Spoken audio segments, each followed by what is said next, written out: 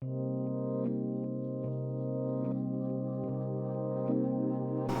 amigos, ¿cómo están? Es un placer para mí saludarles y darles la bienvenida a este espacio que vamos a compartir hoy por segunda vez con el abogado migratorio David Rivera. Hola David, bienvenido. Hola Lee, mucho gusto, gracias por venir. Entonces hoy vamos a tratar un tema súper interesante porque sé que tenemos muchos seguidores que les interesa el tema del emprendimiento en México. Así es. Entonces el tema principal, ¿no? La creación de empresas en México. Si eres nuevo en el canal, te presento una vez más David Rivera, abogado migratorio, quien vamos a estar haciendo muchos capítulos de este y otros temas, así que puedes compartir, suscribirte, darle like y dejar tu comentario de lo que quieres ver en este capítulo y de lo que quieres ver en los próximos. El capítulo anterior nos comentaron muchas cosas. Estuvimos hablando acerca de las visas de trabajo, de turismo, las entrevistas principalmente. Nos comentaron que hiciéramos otro capítulo acerca de cómo sería una entrevista para los temas de unidad familiar, con NUT, sin NUT, para el estudiante, etc. Así que en otra ocasión vamos a complacer a aquellas personas que están interesadas en este tema, ¿verdad, David? Claro que sí, con mucho gusto. Entonces, para comenzar, me gustaría saber cuáles son los pasos para que un extranjero pueda emprender en México, partiendo de la idea de que ya sabemos que México todo este tiempo atrás había sido un país quizás de tránsito, ¿no?, hacia los Estados Unidos, pero ya vemos que México ya es un país de destino. La mayoría de los migrantes pues vienen acá pensando la idea de cruzar, pero después que ven todo cómo es la cultura, que tienen posibilidad de trabajar, de crecer profesionalmente y también en un emprendimiento, pues deciden quedarse. Entonces, ¿cuáles son como los primeros pasos? Primeramente, el estatus migratorio que debe tener una persona como para poder emprender. ¿Y cuáles serían más o menos los pasos para hacerlo? Ok, bueno, lo primero, como bien mencionas, tener un estatus regular aquí en México. Lo que se necesita es que la persona tenga primeramente un CURP. Derivado de tener un CURP, ya puede tener un RFC, que es un Registro Federal de Contribuyentes, es decir, inscribirse ante Hacienda en el SAT para que pueda pagar impuestos. Una vez que tenga esto, es decir, es una persona que tiene que tener obviamente un permiso de trabajo para poder realizar todo este tipo de actividades, tiene primero que definir qué tipo de empresa es la que necesita.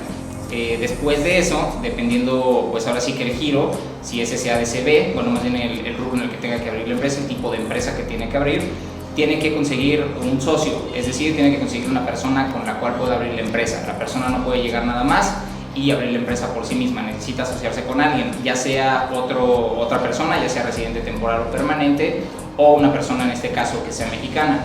Una vez teniendo eso, pues tienen que asistir con un contador, claramente, y tiene que prácticamente dar de alta todo esto. Lo primero es asistir ante el notario para que pueda darle la acta constitutiva, después hay que inscribir la empresa como tal en el Registro Público de Comercio, y con eso ya todos los trámites que deriven, es decir, dar de alta a la empresa en el registro público, en el RFC, en el Registro Federal de Contribuyentes, y después de eso ya poder pues abrir cuentas en el banco y todo lo que se necesite para que la empresa esté operando. Por supuesto hay obligaciones y derechos que tiene también pues cada empresa, es importante también tener eso en regla, sobre todo en la cuestión fiscal, es decir, en el pago de impuestos. Me hablabas del CURP, por sus siglas en inglés, ¿no?, con español. ¿Qué significa? Ok. El CURP como tal quiere decir clave única de registro de población. Es una clave como tal que tienen los mexicanos, en este caso también pues los residentes temporales o permanentes. Lo único que se diferencia entre un CURP nacional y uno extranjero es lo último, que en el CURP dice hombre o mujer nacida en el extranjero, dependiendo, y pues de nosotros hay ciertas características para poder sacar el CURP como tal. Hay una fórmula que se compone igual por nuestra fecha de nacimiento, nuestro nombre, y bueno, al final del día es eso.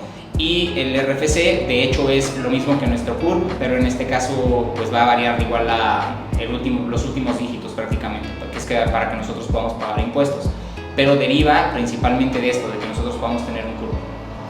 Bien, entonces partimos de la idea que si es turismo, si la persona tiene una visa de turismo, no podría realizar ningún tipo de trámite del Registro Federal de Contribuyentes o crear empresas. No, de plano no. Tiene que tener otro tipo de visado. Así es, va a tener problemas para realizar todo este tipo de trámites, principalmente porque, bueno, la verdad es que el turismo es una actividad muy limitada. Hay algunos bancos, dependiendo también, que permiten tener alguna cuenta de ahorros, poder abrir cuentas para poder ahorrar, pero definitivamente para que puedas lucrar sí necesitas tener un permiso de trabajo, porque no basta con que nada más tengas tú una cuenta bancaria para poder tener ingresos. tienes que pues, vigilar la cuestión fiscal. Si eres una persona física, tienes que pagar impuestos pues, como persona física, ya sea que tengas o no un nombre comercial, pero si tienes como tal una empresa, sí necesitas hacerlo. Lo que se puede hacer, mucha gente lo que hace, puedes tener socios mexicanos, por ejemplo, que tengas una empresa y derivado de eso tener a lo mejor una cuenta del banco, pero a nombre de tu empresa. Sí se puede tener negocios en México, pero para que puedas constituirla desde cero, tengas tú que pues prácticamente abrirla y empezar a hacer todo, si necesitas tener un permiso de trabajo. Con lo otro, pues basta con que tengas, pues en este caso, que te anexen al acta constitutiva, pero en este caso también pues dudo que lo puedas hacer tan fácil en este caso, porque sí necesitas tener una residencia simplemente por las cuestiones de tener un CURP, lo que deriva a tener un RFC que te lo van a pedir en Hacienda simplemente para que te puedan recibir todo el trámite de la empresa y demás, o sea, que te puedan dar de alta, así que prácticamente pues un turista no va a poder realizar nada de esto. Y también para el domicilio fiscal, asumo, ¿no? Porque si eres turista, como no tienes la residencia, pues evidentemente ¿dónde vas a registrar el domicilio fiscal de la empresa? Exactamente. Realmente un domicilio fiscal puede ser cualquiera, simplemente nosotros vamos a tener que demostrar o que tenemos ese inmueble a nuestro nombre a través de alguna escritura, o si lo rentamos, pues el contrato de arrendamiento que lo pueda demostrar, y obviamente sí tener servicios a nombre de la empresa, que pueda demostrar que tenemos una actividad, que el domicilio se ocupa realmente para las operaciones, y pues bueno, es una cuestión nada más de pues tener un lugar operativo. ¿Y existe este tipo de visado? O sea, hay un tipo de visado, la persona está en el extranjero y dice, de momento, bueno, yo tengo mi pyme o mi pequeña o mediana empresa en mi país, quisiera expandirme. Quizás en el caso de Cuba me atrevo a pensar, ¿no? Que las personas pues a veces tienen un mercado muy lejos. Quizás México, que está mucho más próximo a Cuba, pues les es un mercado más rico. Yo quiero emprender, ¿hay un tipo de visado por el cual que esté establecido para yo poder emprender en México? Sí, en México hay una visa de inversionista también, es poco común y precisamente consiste en todo esto. México, a diferencia de Estados Unidos, que sí tiene una visa que de hecho es muy popular en estos días, que es la EB2 de interés nacional, en México es una visa en la cual pues muchas veces, bueno, sobre todo para ciudadanos canadienses, me ha tocado llevar algunos casos, existe un programa de residencia permanente en los cuales el ciudadano puede aplicar siempre y cuando cumpla con lo que necesitan, que es tener cierta cantidad, demostrándolo con estados de cuenta, que hay un propósito de residencia en México. Se puede hacer, sí existe como tal el trámite, y en la visa de inversionista es algo muy similar, pero a diferencia de Estados Unidos, que nos pide más preciso un plan de inversión y demás, aquí en México sí tiene más que ver con una suma que establece la ley, y bueno, siempre y cuando podamos cumplir con eso, podemos aplicar a la visa de inversionista. La verdad es que en este tipo de temas, incluso para poder abrir empresas, es algo poco común, porque la vía más fácil es siempre hacerlo a través de alguna oferta de empleo que nos pueda dar el permiso de trabajo, o una persona ya con una dependencia económica que tenga parte del permiso de trabajo puede realizarlo, porque también una persona que es dependiente económica, eso también se puede hacer siempre y cuando ya tenga la residencia, es decir, que sí sea una dependiente económica, puede en este caso aplicar a un permiso de trabajo si tiene alguna actividad económica, alguna actividad comercial, perdón, pero siempre y cuando pues, pueda asistir, porque siempre y cuando ya tenga un CURP y pueda tramitar el RFC, pero tiene que comprobar precisamente eso, que tiene actividades comerciales y que tiene la intención de pagar impuestos, y entonces así también puede sacar un permiso de trabajo ante migración, siempre y cuando pueda demostrarlo de esta manera, o la famosa pues, vía ordinaria, que es a través de una oferta de empleo, ya sea estando aquí, poder cambiar de estatus si es que ya se tiene una residencia, o desde el extranjero si se quiere aplicar por primera vez a una visa. Sí, acá entraría más bien en este caso, en el caso de las personas que están en México, los extranjeros, que tienen un contrato de trabajo, se traen a su familia, no sé, a su esposa, por ejemplo, y esta persona entra en calidad de dependiente, y si tiene algún tipo de negocio, pero ya ahí entraría como persona física con actividades empresariales. ¿Podría desde ese estatus crear una empresa, o sea, una persona moral? Sí, realmente aquí el tema es, hablando específicamente de México, la manera en que la persona paga impuestos. Es decir, no es lo mismo pagar impuestos como una persona que tiene un empleo, por decirlo de alguna manera. Sí, como que es asalariada. Exactamente, literalmente. Asalariada, una persona que recibe un salario, no es lo mismo la forma de tributar de esa persona que una persona que tiene una actividad empresarial, que aquí es el famoso, bueno, hay varios regímenes. Puede ser reciclo, puede ser actividades empresariales, depende del tipo de empresa también, depende qué tipo de negocio, lo que le convenga a la persona. También si son negocios grandes, ya llega un punto en el que no conviene tanto tener una actividad como persona física por la carga fiscal, por las obligaciones que tienes tú pues como contribuyente, sobre todo con seguridad social, lo que tienes que pagar pues de prestaciones a empleados. Entonces, para tú evitar todo esto, es de hecho que se pone una empresa como tal, pues tiene precisamente esto, por eso es una persona moral, porque una de las grandes funciones que tiene una empresa es precisamente absorber todo el riesgo que puede tener una persona o un emprendedor pues como una persona individual, como una persona física, porque a través de de una empresa puedes escudarte, puedes tener contratos, simplemente es una manera muy inteligente de proteger tu patrimonio, porque si tienes algún tipo de problema, la que va a responder es la empresa y hasta donde pueda responder la empresa, sin que tú tengas que estar directamente. Aquí no es tanto una cuestión de que no lo puedas hacer, sino que no es recomendable hacerlo de esa forma, porque pues una persona que tiene actividades comerciales, si empieza a expandirse y realmente ya tiene algo grande, tarde o temprano tiene que poner una empresa, porque pues al final del día sería, como comúnmente decimos, darse un balazo en el pie solo, porque prácticamente sí es mucha responsabilidad la que adquiere una persona como empresario, si pues está moviendo dinero, si está moviendo empleados, si tiene tantas obligaciones, es común, o bueno, más bien es muy recomendable que pueda pues darse de alta como empresa ya, es decir, que pueda constituir una empresa. Pero sí, en pocas palabras, una persona que tiene actividades empresariales sí puede hacer esto, y sí tiene ya obligaciones que tiene que pagar impuestos, tiene otras cosas que hacer también.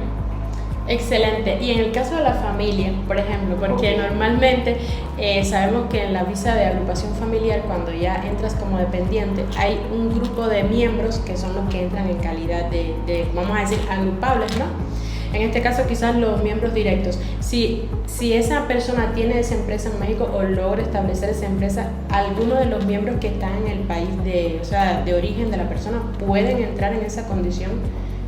En el hecho de que, vamos a suponer, la persona, no sé, mi papá, mi mamá o mi hermano o mi cónyuge quizás está en el extranjero y yo tengo una empresa, puedo contratarlo independientemente de que tenemos un vínculo parental, o sea, está establecido, o ahí entraría en conflicto de intereses. Ok, está el deber ser y está la cruda realidad. Sí, claro. La verdad es que sí se puede. Honestamente, no hay ningún impedimento legal para que puedas contratar familiares, tanto mexicanos como extranjeros. Puede tener al primo, a toda la familia. De hecho, hay empresas y negocios familiares. Creo que, de hecho, en la historia, las grandes corporaciones... Son familiares. Exactamente. La gente que hoy en día domina el mundo y mueve todo, son familias, son grupos familiares. Exactamente. Entonces, realmente no hay un impedimento con que contrates a tu familia. Ahora, en la práctica, sobre todo en algunos países, en diversas situaciones también, puede darse el malentendido a que la persona crea que realmente tienes una finalidad que no es otra. O sea, es poco probable que la persona, sobre todo el cónsul, hablando específicamente de un cónsul, pues crea que realmente la actividad principal es ir a trabajar, sobre todo si tengo un vínculo familiar con la persona. Entonces, es muy probable que me den una negativa de visa si lo estoy haciendo de esa forma, sobre todo si la persona que yo pretendo contratar tiene pues un derecho de familia generado, es decir, si es mi esposa, si es mi hijo, si es alguien con que ya tengo un vínculo que podría pues incluso promover un trámite de unidad familiar. Exacto, en caso de primos, pues bueno, son familiares lejanos, obviamente sí. No es la vía recomendable, lo podría hacer, pero la verdad depende mucho pues cómo lo tome la persona que te entreviste en este caso. Migración lo va a autorizar, no tiene problema, en ley está totalmente en regla, pero ya en una entrevista, en un mano a mano, ya en el factor humano que es la interacción, pues sí podría prestarse algún tipo de malentendido, la verdad es que sí. Yo pienso que tendría que estar súper fundamentado, ¿no? Como claro. Que, por ejemplo, porque hay veces que hay negocios, como tú lo decías, familiares, y conozco principalmente en Cuba, pymes, que contratan, evidentemente, primero empiezas contratando primeramente a tu esposa. Ya incluso en el proyecto del TCP o quizás de la pyme te dicen, no, ¿sabes qué? Esta persona como es tu esposa y es tu ayudante, pues está considerada como que ya la persona que trabaja para ti, no tienes ni que declararla ni mucho menos. Y ya si esa persona, aunque sea familia desde la propia empresa en Cuba, ya trabaja con ellos, pues quizás hay una brecha por ahí, ¿no? Sí. Hay una pequeña posibilidad. Sí, siempre en el mundo migratorio, más que requisitos, porque muchas veces cometemos el error de pensar que es como ir a un trámite burocrático de tramitar placas o ir cualquier cuestión así. Y la verdad es que en el mundo migratorio sí es muy ambiguo. Digamos que el saco se ajusta a la medida del portador, de la persona en este caso. ¿Por qué? Porque muchas veces va a depender la situación específica y cómo lo demuestre. Lo que cuenta en el mundo migratorio siempre es la materialidad, lo que yo pueda demostrar. Es como en el tema del SAT, de los impuestos. Lo que cuenta no es un papel, no es un documento en específico, sino lo que yo pueda demostrar en un mundo material. Es decir, si a lo mejor estoy contratando a un familiar que es mi primo pero mi primo no tiene nada de relación con el negocio. Yo soy ingeniero, acabo de poner mi empresa de instalaciones, cualquier tema, y quiero contratar a mi primo que es mecánico, o a mi primo que es chef, o a mi primo que es médico, mi primo que tiene alguna profesión que no tiene absolutamente nada que ver con mi rama o mi negocio, y yo trate de contratarlo. Pues es evidente que no tengo, puede ser que sí, pero la realidad es que más allá del trabajo, la intención es la unidad familiar, la reunificación entre miembros de la familia. Entonces, ese es el problema, que voy a tener que demostrar de otra manera que mi intención no es la reunificación familiar, sino el trabajo. Entonces, a lo mejor aquí, si mi primo también es ingeniero, o mi primo ha demostrado que en el país en el que vive tiene un trabajo muy similar al de mi empresa, algo que yo pueda justificar más allá del vínculo familiar, entonces incluso podría ser un plus, porque podría servir de justificante de por qué conseguí el trabajo. Pero si no tiene nada que ver, al contrario, me podría jugar en contra el hecho de que yo tenga relativos en México, que yo no tengo una preparación y que esté intentando aparte hacer las cosas mal, porque eso demuestra que entonces ya tengo una necesidad de escapar de mi país, lejos de realmente venir a contribuir a la economía del país. Entonces es, digamos que la línea muy delgada entre poder generar un malentendido y poder realizar un buen trámite. Todo depende de cómo pueda yo demostrar las cosas, no solo cómo lo digo, sino en que tenga la evidencia de demostrarlo. Y qué bueno que acotas ese punto, porque muchas veces, cada vez que me escriben por las redes sociales, pues, pero ¿sabes qué, Ali?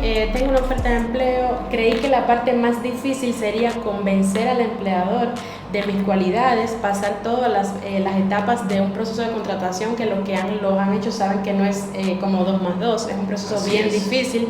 Pues ya cuando creen que la persona le da la carta de oferta de empleo, pues como que ahí se acabó el trámite, para nada. O sea, yo creo que el paso, vamos a decir, el 70 u 80% de que el visado sea aprobado es la entrevista.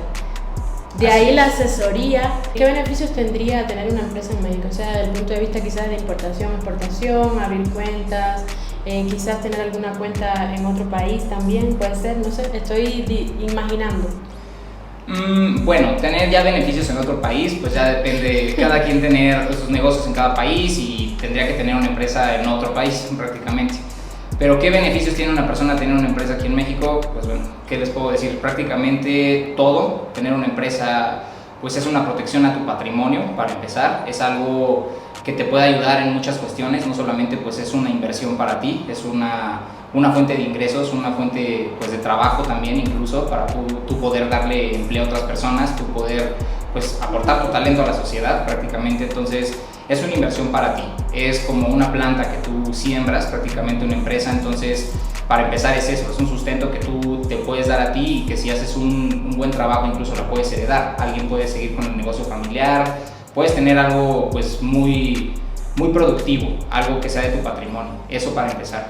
Lo segundo, pues es algo que va a blindar siempre a tu familia y también tu mismo patrimonio. Como explicaba hace un momento, una empresa simplemente te puede servir para evadir responsabilidades y riesgos, más que responsabilidades, no en un sentido peyorativo, sino viéndolo desde una perspectiva de que te sirve para evitar riesgos. Por ejemplo, si tú pones una empresa que tiene actividades riesgosas, por ejemplo, no sé, una constructora o algo que realmente pueda poner pues tu patrimonio en peligro, más que nada, sí necesitas tener una empresa, porque cualquier tema que tú puedas llegar a tener, no sé, problemas con seguro social con tus trabajadores, incluso temas de impuestos, cualquier problema que tú puedas llegar a tener, pues siempre van a ir primero sobre tu empresa.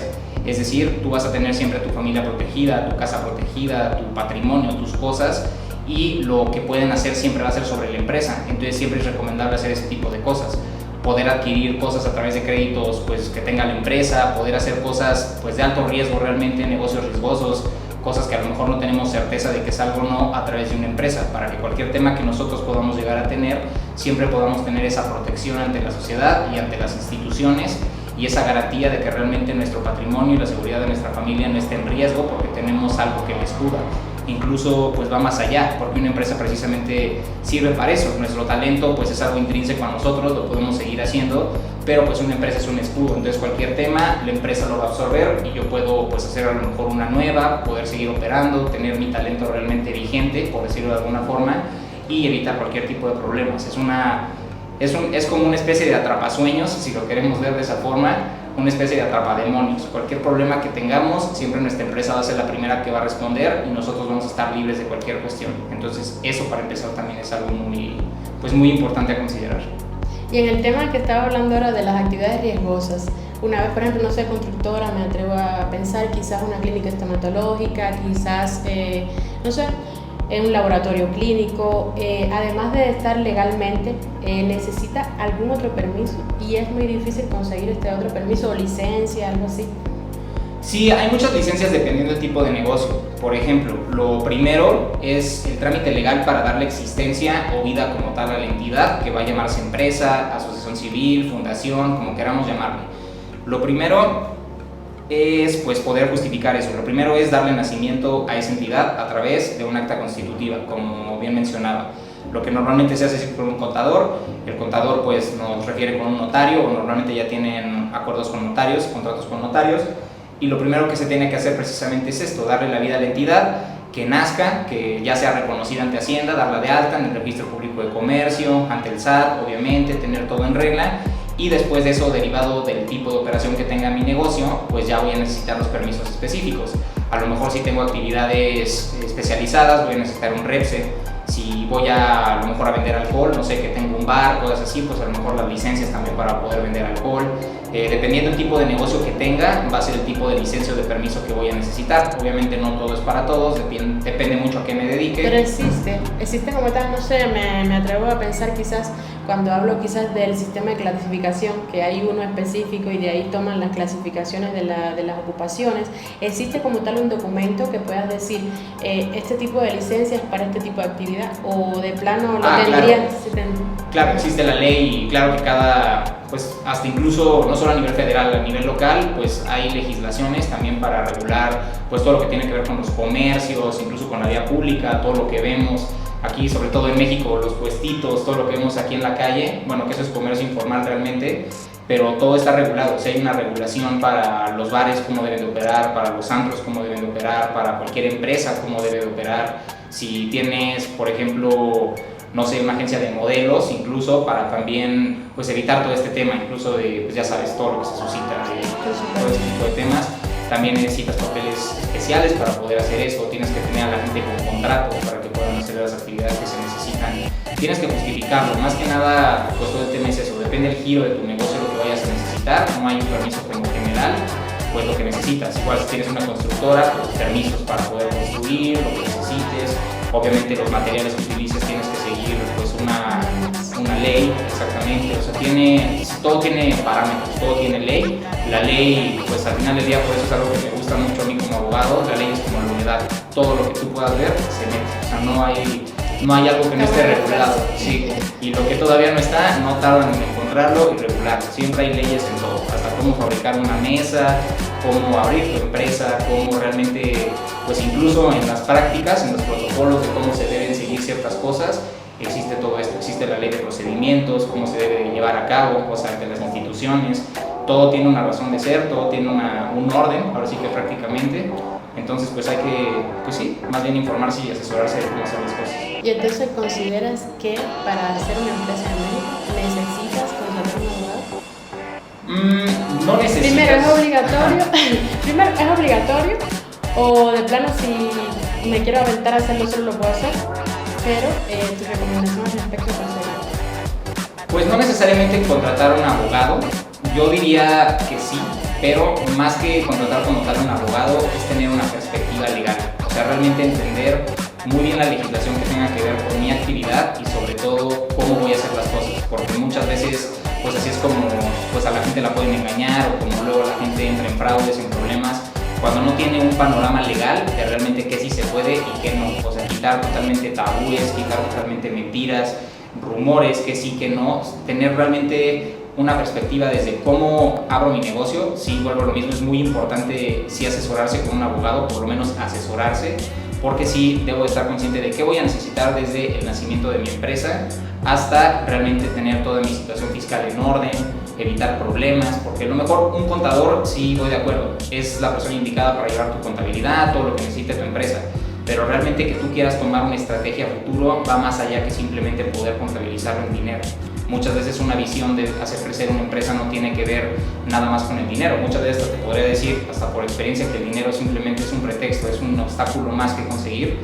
Una persona, a lo mejor muchas veces el contador, en cuestiones de hacer crecer tu negocio, pues puede asesorarte, pero ya lo mejor de poderte decir, ok, para abrir tu empresa a lo mejor en Estados Unidos o poderla trasladar a algún otro país o incluso de tu país de origen aquí a México, sí necesitas de una persona que tenga una perspectiva no nada más pues numérica, sí necesitas a corto plazo, ¿no? Exacto, una perspectiva legal que sepa medir consecuencias a corto, mediano y largo plazo, porque todo lo que tú tengas aquí planeado empieza desde un origen. Ahora sí que, sobre todo en temas migratorios, en temas de pasarse de un país a otro, cualquiera que sea el motivo, siempre tiene que ver mucho la famosa frase de lo que bien empieza mal, lo que bien empieza bien acaba y lo que mal empieza mal termina también.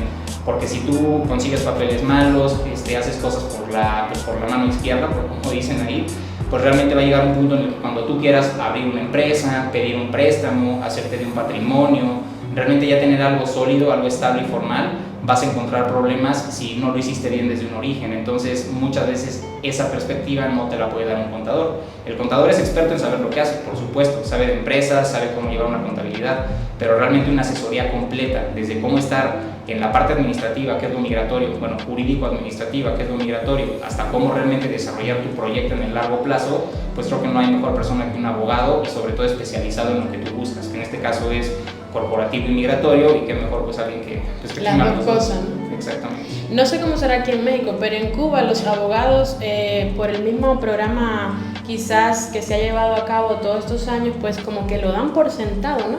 Y me parece que es un total error, porque si tú quieres hacer un edificio, pues no vas a contratar un médico. Exactamente, entonces aquí en México para nada, o sea, aquí en México le dan el peso de como tal el derecho, y en este caso dos ramas del derecho, el migratorio y como tal, vamos a decir, de compañía, ¿no? El corporativo. El corporativo. Entonces, nada, David, solo me queda despedir, como siempre digo, los tiempos de Dios son perfectos, amigos. Todo lo que quieran ver con respecto a este tema lo pueden contactar. Voy a dejar que David despida y que dé sus redes sociales, igual como siempre, sus números para que puedan contactarlo. Por favor. Pues muchas gracias. Antes que nada, Ali, muchas gracias. Y bueno, un placer también compartir, como siempre. Y me pueden encontrar en redes sociales, tanto en las de la empresa, Videro Oficial, como en las personales, david.rivera_s, en todos lados prácticamente, YouTube, Facebook, Instagram, TikTok, por ahí también. Y pues también al número, más 52, clave de aquí de México, 55, es 55, sí, 79, 88, 44, 74, es que tengo varios, pero bueno, ese, para que va a aparecer también en pantalla por ahí. Y al contrario, agradecerles a todos, principalmente a ti también, por el tiempo, el espacio y pues lo que necesiten, ya saben. Bueno, muchísimas gracias, placer.